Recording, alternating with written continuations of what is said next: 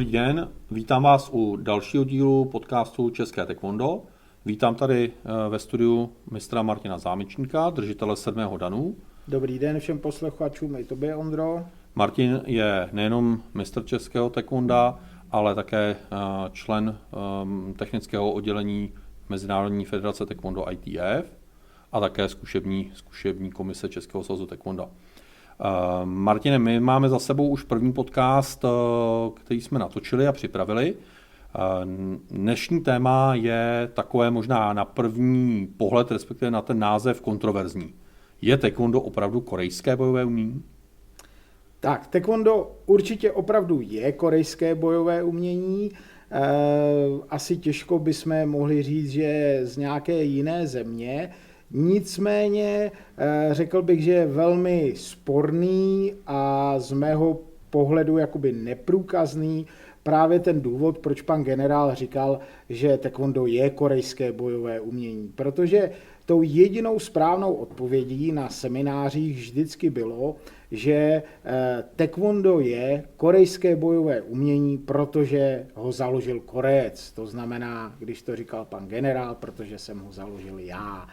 A toto je podle mě jakoby velmi taková sporná věc, ale na druhou stranu jako velmi jasně rozumím, nebo doufám, že rozumím tomu, proč tohle pan generál tvrdil. Určitě najdeme mnoho příkladů, nebo ne mnoho, ale více příkladů z jiných bojových umění a bojových stylů, kde právě tahle rovnice neplatí, že daný bojový styl založil Korejec, ale jestli to opravdu považujeme za korejské bojové umění. Tak nemusíme právě chodit daleko na to, aby jsme s ohledem třeba na tu korejskou kulturu ukázali, že toto neplatí, protože já doufám, že taekwondisti vědí, že takovým jako až pokrevním bratrem pana generála Che Hong-hi byl Mazutatsu Oyama a my ho známe právě pod Mazutatsu Oyama, anebo možná jako díky populárnímu filmu na poli bojových uměních Fighter in the Wind jako Che Bedala, jo, což je trošku jako jeho v tom filmu takové jako filmové jméno, jo. Nicméně on se jmenoval taky Che, jako Che Hong-hi, oni měli stejné to rodinné jméno, nicméně on byl Korejec. A dneska nikdo neřekne, že Kyokushinkai karate je korejské bojové umění a je to naprosto jasné, že je to japonské bojové umění, přestože ho založil Korejec. A zase na druhou stranu v České republice nemalé proslulosti dostalo se bojovému umění Musado, které vlastně dodnes je cvičeno snad jako jediné oficiální bojové umění v armádě České republiky. A toto bojové umění všichni vnímáme jako korejské bojové umění a i tak vlastně to bojové umění se prezentuje jako korejské bojové umění, přestože ho založil Němec Herbert Gruzievsky. Takže toto jsou, myslím, jako jasné příklady, že úplně to, co bychom měli respektovat, protože to pan generál jakoby takhle tvrdil a takhle osvětloval, že taekwondo jakoby vzniklo, nebo že proč je taekwondo jakoby korejské, tak nemůže fungovat úplně jako nějaké obecné dogma napříč bojovými uměními. Já na to půjdu od lesa, respektive z té obecně známé historie taekwonda, nebo tak, jak se prezentuje, a doufám, že zase na to získáme jiný pohled. My víme nebo považujeme za ten původ taekwonda a nějaké předchůdce taekwonda styly jako subák, jako taekyon. To jsou čistě korejské styly, nebo aspoň taky známe. Tak tohle není důvod, jako proč je taekwondo korejské? Tak neřekl bych, že je to úplně jakoby důležitý důvod, proč je taekwondo korejské, protože popravdě, když se podíváme na tu techniku subak, na techniku taekyon a když se podíváme na techniku taekwondo, tak je patrné, že taekwondo čerpá z trochu jiných tradic, než je právě Subak nebo Taekyon. Vůbec podívejme se na to, jestli právě Subak či Taekyon jsou původně korejské. Speciálně u Subak, což je vlastně, předpokládáme, že to jsou vlastně jako techniky a obecně je prezentováno, že hlavně techniky rukou v taekwondo byly vzaty ze Subak, tak Subak je navázáno spíš na nějaké čínské kung fu a tak vlastně i to Subak původně vypadalo, obdobně jakoby čínské kung fu. A my dnes můžeme znát Subak-do, což je korejské bojové umění, dodnes jakoby ne nějak masově šířeno, ale dodnes žijící a známé.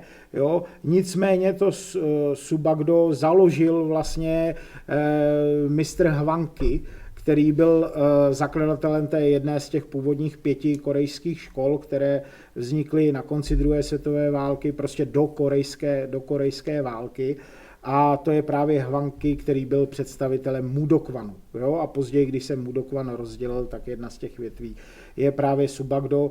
A speciálně v té osobě Hwang-kiho, který byl mimochodem jedním z hlavních takových politických rivalů na tom poli bojových umění vůči panu generálovi, tak v té osobě Hwang-kiho my vůbec nevíme, jako jaká byla ta jeho zkušenost s bojovými uměními. Jo? On o sobě píše, že byl vlastně mistrem čínských bojových umění, hlavně Tai Chi Chuanu, a že se japonské bojové umění, je zajímavé, že v té době to asi nepovažoval za nic handlivého, ale přiznává ve svém životopisu, že se japonské bojové umění učil z knih Gichina Funakoshiho.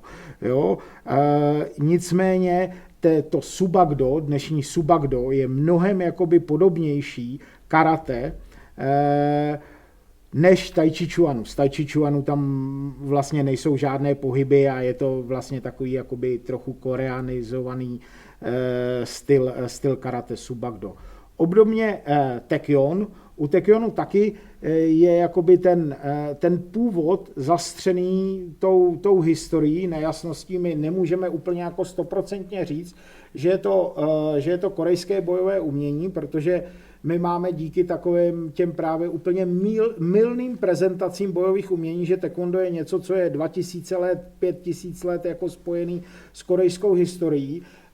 A zároveň se tvrdí, že Taekyon je právě jakoby prapůvod toho taekwondo, tak my máme nějaké první zmínky o Taekyonu. Máme zase od Evropana Steva McCalluma, který napsal o korejských hrách, jakoby knihu, a jedním z těch her právě zmiňuje ten Taekyon. Jo? Taekyon, v té době to bylo psáno jako Taekyon, ne Taekyon. Jo?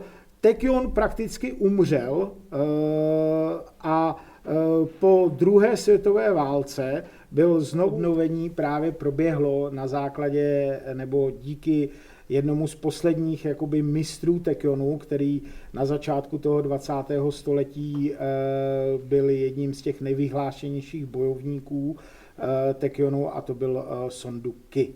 A to, že vlastně my říkáme, že to je ten základ toho taekwondo, tak je vlastně výsledkem nějakého toho trochu jako korejského až nacionalismu, bychom mohli říct, toho silného národního cítění a období právě toho poválečného obrození té korejské kultury, kdy vlastně i na úrovni korejské vlády pod prvním prezidentem, jeho korejským prezidentem Lee Sin-manem, bylo uděláno speciální, jakoby na úrovni ministerstva nějaké oddělení, které mělo hloubat v té korejské historii a hledat vlastně ty významné korejské osobnosti, činy a události, aby pozbudilo jako tu morálku těch Korejců, který byli desítky let pod japonským až jako velmi brutálním útlakem.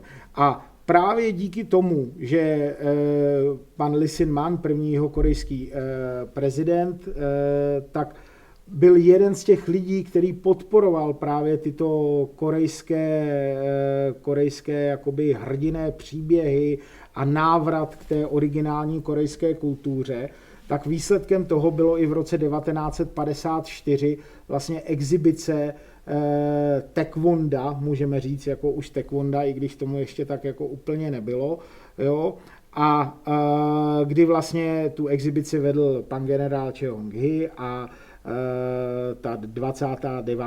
pěší divize pod velením, jako fyzickým velením na té exibici Nam Tae-hyo, tak ukázala ukázku, nad kterou vlastně ten Lee Hsin-man začal jako jásat, no to je opravdu jako to bojové umění, které já jsem byl zvyklý vídat ve svém dětství, to je ten taekyon, který já jsem vídal. A od té chvíle tento taekyon by měla cvičit celá korejská armáda.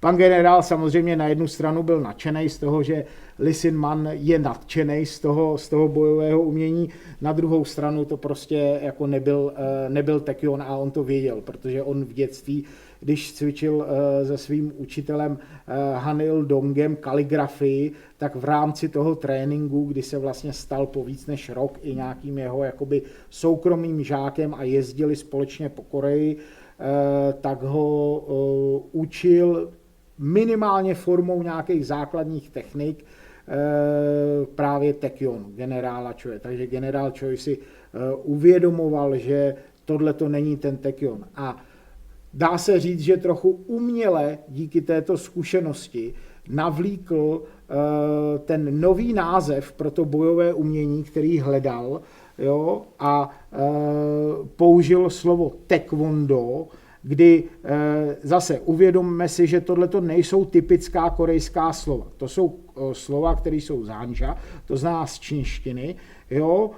Do jako tao bylo poměrně používané slovo, kwon jako pěst, pro ruku taky, ale to slovo te bylo poměrně jakoby nezvyklé a pokud nejste jakoby učencem nebo čínským učencem nebo učencem, který se vyzná právě v tom ortodoxním vzdělání východoasijském, to znamená právě v té čínské kultuře, tak te neznáte. A právě navlíkl jakoby to vysvětlení, že taekwondo zní, to taekwon zní podobně jako taekyon, jo? Tak aby vlastně dosáhl toho uznání tím prezidentem Lee Hsin-manem. A je známá taková vlastně jakoby historka, kdy a my teď jako nevíme, jestli třeba tato historka se nestala v ten den, kdy bylo založený taekwondo, protože my jako originálně nevíme, co se stalo 11. dubna. Jo? A je to jedna z nějakých takových možných teorií, kdy pan generál požádal vlastně Lee Hsin-mana, protože on byl taky velmi známý kaligraf, aby napsal vlastně ten název toho bojového umění. A protože oba dva jako vzdělaní kaligrafové, tak Lee Hsin-man použil čínštinu, což byl hlavní jakoby takový jazyk pro ty vzdělance v tom východoasijském regionu. No nicméně on nemohl napsat taekyon čínsky, takže generál mu řekl, tak napište čínsky jakoby taekwondo, protože to jsou ty hanja. A pan generál ho tímto vlastně přesvědčil, aby opravdu poprvé jakoby napsal vlastně taekwondo v čínštině, jo, což můžeme považovat za jedním z takových hlavních jakoby momentů, jak bylo taekwondo uznáno. Ale nevíme, jestli se tohleto stalo opravdu toho 11. dubna 1955. Mimochodem je i zajímavou takovou odbočkou z tohoto povídání to, že Lee Hsin-man asi jako vnitřně možná úplně nebyl spokojený s tím vysvětlením pana generála a dál pokračoval v tom hledání toho jakože taekyonu, toho, co si pamatuje z dětství, a to vlastně nastartovalo i tu modernizaci toho taekyonu, protože v roce 56, to znamená 2 roky vlastně po tom, co co byl Lisinman na exibici s panem generálem, s panem Namtehy, tak o 2 roky později stojí Lisinman na exibici, kterou právě předvádí Sonduky na Lisinmanovo přání. Sonduky měl velký problém najít kohokoliv, kdo by s ním Taekyon ještě ukazoval, protože už prakticky jako nikdo neexistoval. Našel svého kamaráda, který díky tomu, že v korejské válce ztratil celou rodinu prakticky, tak byl už absolutně nefunkční alkoholik a přesvědčil ho za nějaký peníze, který mu dal, aby s ním udělal tu ukázku a on opravdu měsíc jako nepil, společně spolu cvičili, ukázali Lisinmanovi tu exibici toho Taekyonu. Lisinman byl znovu jako úplně nadšen, což nastartovalo jakoby tu novodobou historii Taekyonu. Nicméně ten Sonův kolega, který s ním ukazoval tu exibici, tak za ty peníze, který dostal po té exibici, tak asi do 2 týdnů se upil k smrti. Nicméně ta novodobá historie Taekyonu byla takhle rozjeta. Pojďme trošku od toho původu nebo toho vzniku taekwonda, té kaligrafie trošku zpátky. Já řeknu možná trošku i s ohledem na ty dobové materiály, které všichni známe jako taekwondo pionýři, kdy jsou to opravdu takové ty rané začátky taekwonda v těch 50. a 60. letech, tak tam bych si dovolil skoro tvrdit, že taekwondo by mohlo mít původ jako v tom, že je japonské, protože co si budeme povídat, hodně to vypadá, ať už ze zřením technik, funkčností technik, jako nějaká odrůda karate a vizualizace našich doboků nebo korejských doboků je vlastně také nic jiného není než korejským kimonem. Co ty si o tom myslíš? No, je to tak, je právě podobné, že zatímco třeba korejské kalhoty jsou často dole, obdobně třeba jako naše tepláky mají nějakou kaničku nebo gumu, stejně tak jako pro Koreu není úplně typické jako používat bosé nohy. Tak tohle to spíš všechno jako ukazuje, ale hlavně díky těm technikám na ten opravdový původ v tom japonském bojové umění, který pan generál prokazatelně cvičil. Někdy se můžeme dočíst, že dosáhl až 2. danu, někdy je to trochu zpochybňováno, že dosáhl asi 1. danu, někdy je dokonce napsáno, že v některých materiálech, že 2. dan dělal před Gichinem Funakoshim, což pravděpodobně není pravda, protože myslím si, že takovouhle věc by pan generál zmínil ve svém životopise, když tam zmiňuje třeba příklad, že když vlastně pan generál cvičil s tím svým mistrem jakoby Kimem, který byl taky Korejec, cvičil karate, tak se vydali naštívit právě ten Shotokan, tu originální tělocvičnu Shotokan, která byla zničená na konci 2. světové války a naštívili ji právě v době, kdy tam Gichin Funakoshi nebyl. Takže myslím si, když zmiňuje jakoby takovejhle moment v tom jeho vývoji v bojových uměních pan generál, takže by i zmínil to, kdyby dělal jakoby zkoušky ten 2. dan před Gichinem Funakoshim.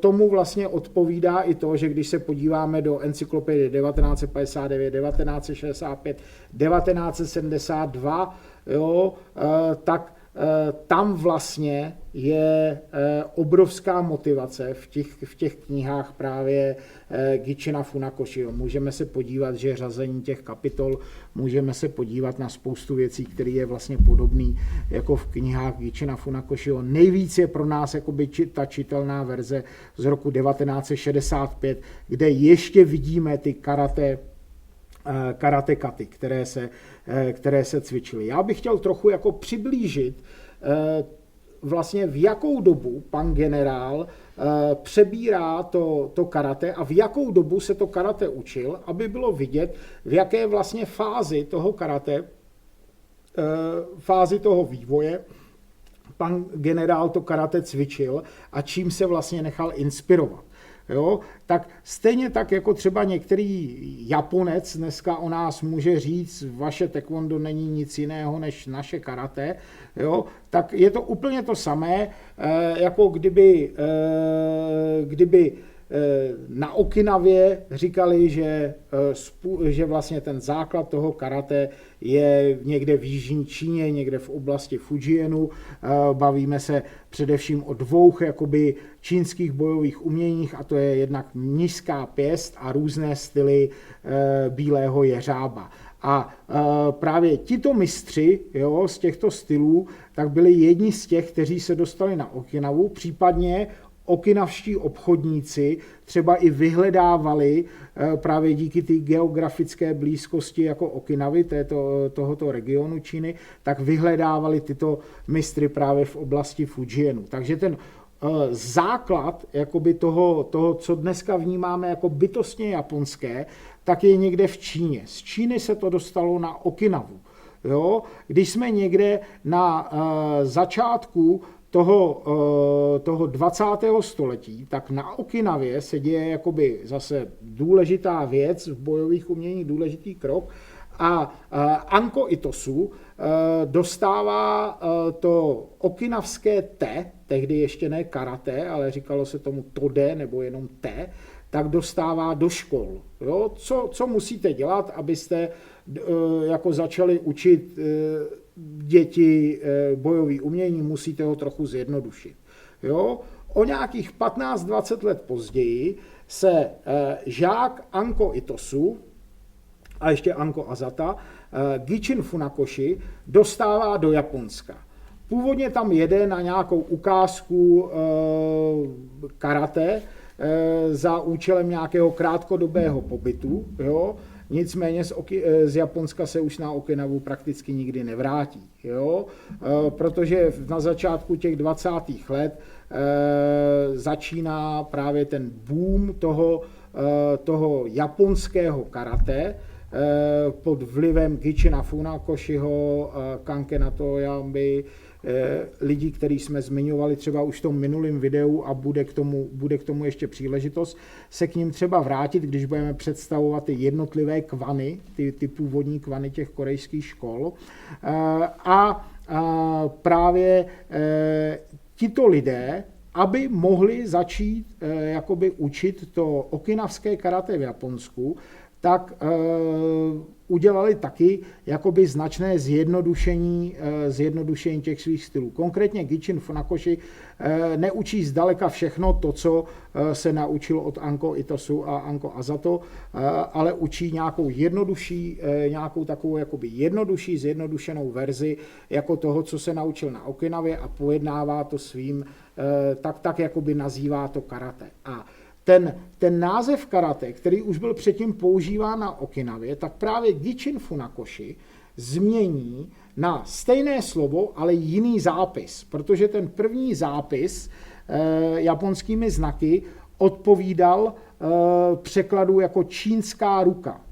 Jo? Stejně tak jako třeba v Koreji, když se řekne Tang Sodo, tak Tang Sodo není nic jiného než přepis do korejštiny toho názvu čínská ruka. Ale Gichin Funakoshi tento název vlastně změnil na prázdná ruka, protože zase jak jsme se bavili o nějakém tom korejském nacionalismu, který spatřuju po té druhé světové válce, tak zase pro Japonce díky tomu jejich nacionalismu bylo mnohem přijatelnější cvičit něco, co se jmenuje prázdná ruka, než něco, co se jmenuje čínská ruka.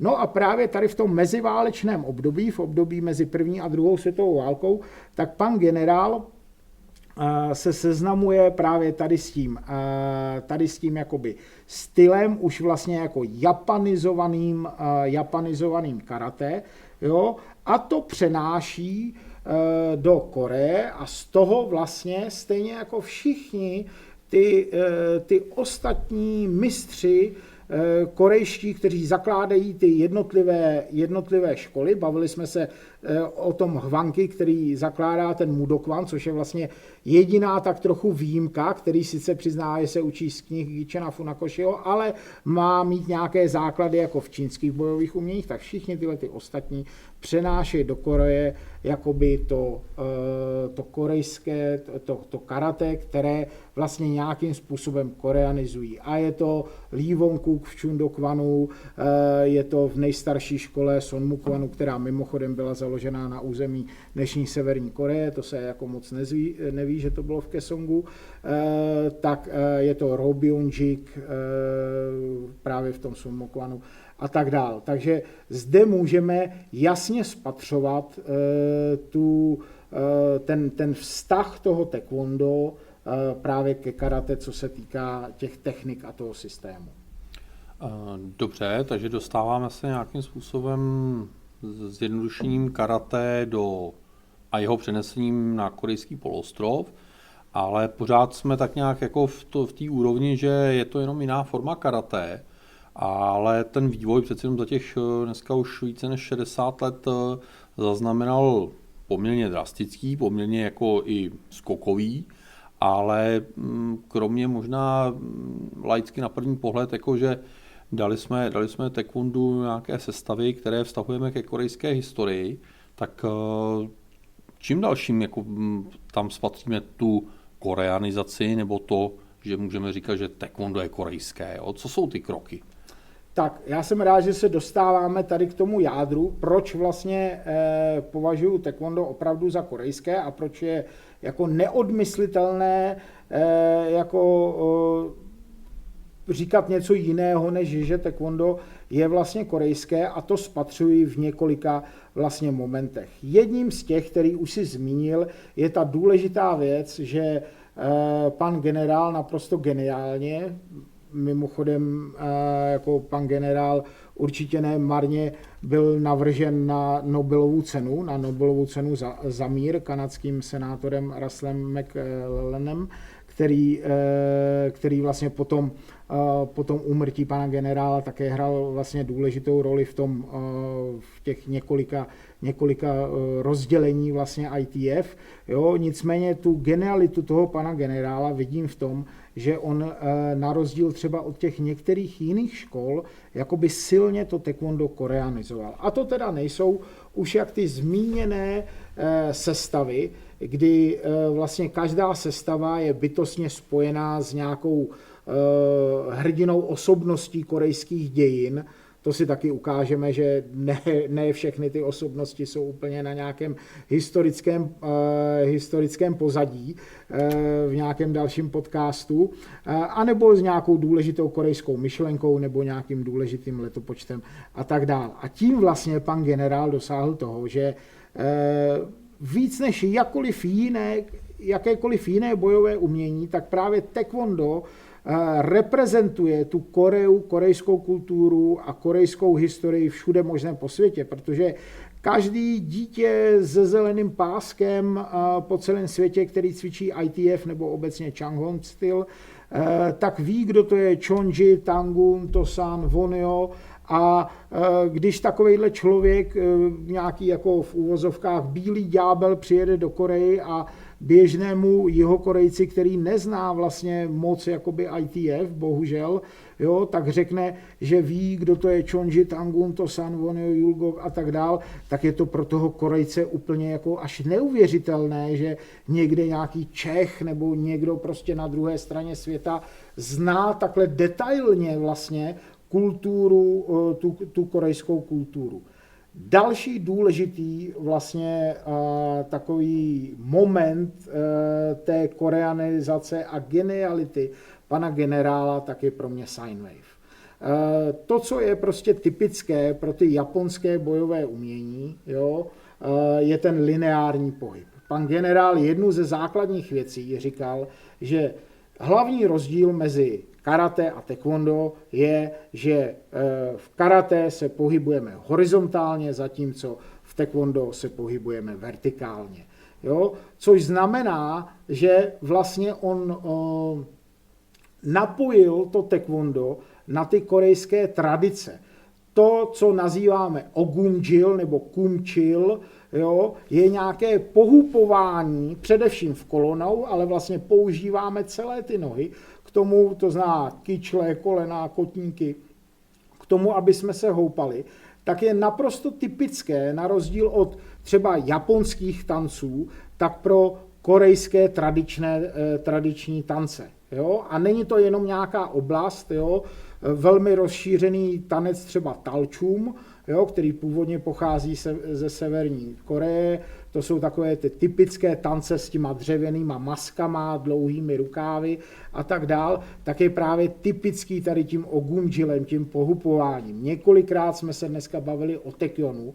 Pro taekwon je to úplně typický pohyb, právě ten kumjil, toho pohupování v kolenou. A to, že pan generál přidal ten sine wave, řekněme s nějakou jako vědeckou teorií, jo, jak vlastně použít tu váhu, jo, a můžeme říct, že třeba na rozdíl od karate, tak na úkor nějaký rychlosti pohybu, jak jako víc použít váhu, jo, tak tím se přiblížil mnohem víc k tomu, co je pro ty Korejce takové jako typické, a to je taková ta uvolněnost, právě to pružení v těch kolenou, jo, které souvisí bytostně s tou korejskou kulturou. Jo. O japonských bojových uměních můžeme říct, že jsou takový jako lineární, striktní, čínský bojový umění zase takový až moc jako často mystický, jo, ty pohyby můžou být, vypadá pro nás hodně umělecky, často může být těžko čitelná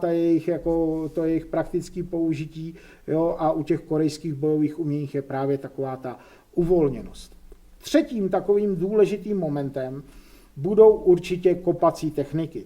Ať si srovnáte většinu čínských bojových uměních, většinu japonských bojových uměních, nebo ostatních vlastně bojových, ať se bavíme o Filipínách, Thajsku a tak dál, tak dominantní ruce jsou dominantní ruce, co se týká nějakého technického pohledu. Jo? V taekwondo říkáme, že ruce, nohy jsou tak 50/50. V některých stylech taekwondo, když se podíváme dnes na olympijské VT, tak můžeme říct, že ruce jistě nejsou 50/50, ale jsou silně dominantní právě ty nohy. Jo? A právě ty kopy jsou zase jako spojené s tím, v čem jsou jakoby Korejci unikátní a spojený s jejich historií, vývojem a kulturou, protože víc než v těch okolních zemích, Korea je hodně hornatá, to znamená je na velké části území poměrně chladno, jo, tak se využívá typický ondol. Ondol není nic jiného, než je podlahové topení. Takže díky tomuto vlastně historickému vývoji a systému ondol, tak ty Korejci seděli na zemi. Mnohem méně používali třeba nějaké stoličky nebo nějaké židle, ale nepředstavujte si úplně evropskou židli, které byly používány třeba v Japonsku nebo které byly používány v Číně. Proč by měli sedět někde jinde, když v té podlaze je teplo? To samý prostě leží, spí na zemi. Jo, zatímco my líní Evropané, když ráno stáváme z postele, tak si svěsíme nohy do pohodlného jakoby sedu a potom staneme, ale oni se každé ráno musí zvedat ze země. Jo? Nemluvě o záchodech. Víme, už nemusíme jezdit ani do té východní Asie, stačí nám ta přední Asie v Turecku a víme, co si představujeme pod tureckým záchodem. Jo? Takže oni mnohem víc používali v tom běžném životě ty nohy a proto neměli problém jakoby používat ty kopy.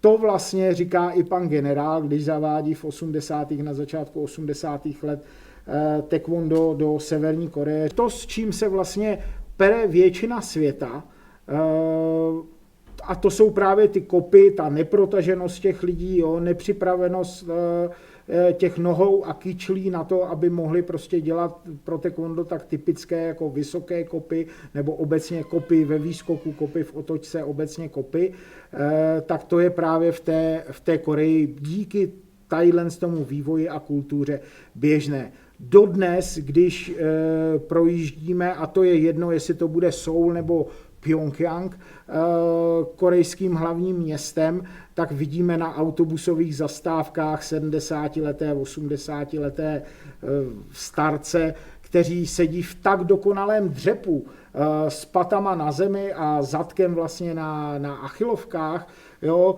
který naši děti, naši teenageři nejsou schopní obdobného dřepu. A to vím, o čem mluvím, protože desítky a stovky a možná už i tisíce těch dětí jakoby z českých škol chodí do mé tělocvičny. Jo? Takže tohleto jsou vlastně takové důležité jako momenty, jo, které pan generál udělal z toho možná něčeho, co bychom mohli nazvat korejské karate, opravdu jako samostatný svébytný styl. Potom se můžeme bavit o takových jako detailech, že třeba rozdíl v té japonské samurajské kultuře, kdy prostě při těch krokových jejich soubojích, jo, se chodí hlavně jakoby dopředu, což je ta samurajská myšlenka, prostě chytnu tu katanu a jdu do té bitvy a nesmím udělat krok dozadu, abych nezradil jako svého pána, abych potom nemusel spáchat obřadní seppuku, tak můžu jít jenom dopředu, ale generál udělal ty 3krokové souboje, které jsou i v karate a byly i v karate, tak udělal vlastně i na druhou stranu, jakoby obousměrné Yangchok Sambo Masugi, jo? Obousměrné 3krokové souboje, kdy je ta myšlenka, jo, že vlastně ten člověk, i když ustupuje, tak může efektivně útočit a i když postupuje, tak může se efektivně bránit. To bohužel v dnešním sportovním boji jako tak často nevidíme, ale to originální pravidlo pro sportovní boj je, že, a to generál, jakoby jsem ho slyšel zdůrazňovat na seminářích, že teoreticky jakoby taekwondo sportovec může to utkání vyhrát i tím, že postupuje vpřed z bloky, za což bude hodnocen. Jo? A na druhou stranu zase to, že jakoby ten bojovník ustupuje a umí efektivně jakoby útočit, tak pan generál shledával jakoby tu paralelu se spoustou okamžiků korejských dějin, kdy ty známí korejský válečníci, nedovolím si zde opomenout generála Quebeca, po kterém se jmenuje moje škola, tak útočili na základě jako vlastně nějaké partizánské války, kdy vlastně v ústupu dělali jenom drobné výpady a tak zeslabovali tu protivníkovu armádu. Výborně. Mně se, Martine, hrozně líbí ta paralela návštěvy nás, třeba Evropanů, ale ne, i z dalších kontinentů v Koreji, a přesně jsem si dokázal živě představit, že tam se bavíme s Korejci a přitakáváme, že známe, kdo je Tangun, kdo je Dozang, kdo je Julgok a tak dále, ale nedovedu si to představit, že bychom měli nějaké asi moc české bojové umění nebo bojový styl a učili se tady o Karlu IV. A Václavu III. A II. A tak dále, že tohle asi jako pro nás jako je trošku nepředstavitelné, byť to tam vidím jako krásnou věc. Pojďme si shrnout, proč především je taekwondo korejské. Takže taekwondo je korejské, protože je založeno na základech korejské kultury, historie a je propagováno Korejci. Ale těžko můžeme za jediný ten argument považovat to, že ho založil Korejec. To jsme si, doufám, jako na tomto videu ukázali. A přestože taekwondo má nepopiratelný základ v karate, ale i to karate jsme si řekli, že nemůže být považováno jako japonský, že by jim to Okinavané mohli vyčítat a stejně tak Okinavanům by to mohli vyčítat Číňané a tak dál, tak se z taekwonda stala naprosto svébytná forma bojového umění, která má typický pohyb, svoje závodní pravidla, má svoje typické sestavy, které jsou bytostně spjaty s korejskou kulturou, a pro toto všechno je taekwondo považováno za korejské bojové umění. Já bych závěrem ještě zmínil jednu takovou svoji historku s panem generálem, kdy já jsem na semináři, na prvním vlastně semináři, který v České republice někdy v polovině 90. let, a teď myslím, že to byl rok 94, 95, proběhl, tak potom byla taková jakoby tisková konference na Fakultě tělesné výchovy a sportu a já jsem sebral tu odvahu, kterou jsem si celý večer předtím dodával a zeptal jsem se pana generála na té tiskovce na jeden dotaz a z dnešního pohledu chápu, jak to byl hloupý dotaz a ten dotaz zněl, jaká bojová umění ovlivnili pana generála při tvorbě taekwondo.